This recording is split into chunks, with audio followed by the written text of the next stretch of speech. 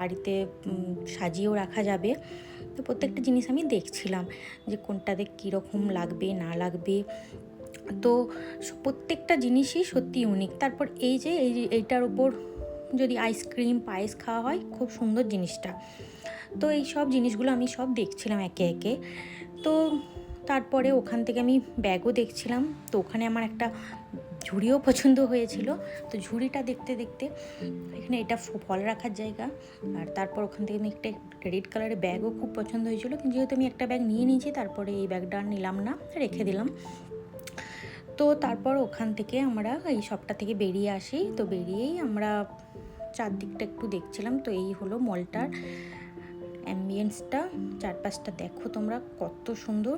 আর হ্যাঁ, এই মলটার নাম হচ্ছে ফিনিক্স মল, ব্যাঙ্গালোরের ফিনিক্স মল। আর এই মলটা আমার বাড়ির থেকে খুবই কাছে, সেইভাবে কোনো দিন আমার আসা হয়নি। মানে আসবো করে আসা হয়নি, ওই আর কি। তো তারপর ওখান থেকে বেরিয়ে আমরা একটু আইসক্রিম খাচ্ছিলাম। কি ফ্লেভার ছিল সেটা আমি এখন ভুলে গেছি। তো আমরা দুটো আইসক্রিম নিয়েছিলাম। তো শুভ একটা খাচ্ছিলো, আমি একটা খাচ্ছিলাম।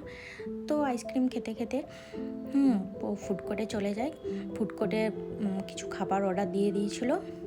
আমরা বাড়ি যেই ভেবেছি খেয়ে নেবো, কারণ এখানে ফুড কোর্টের যেখানে ছিল সেখানে বসার জায়গা ফুল ছিল। তো সেই জন্য আমরা ভাবলাম যে বাড়ি গিয়েই আমরা খাবারটা খেয়ে নেবো। তো এখানে খাবারটা নিয়ে নিয়েছিলাম।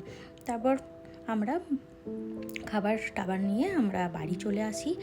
তো ব্লগটা এখানেই আমি শেষ করছি। বাই।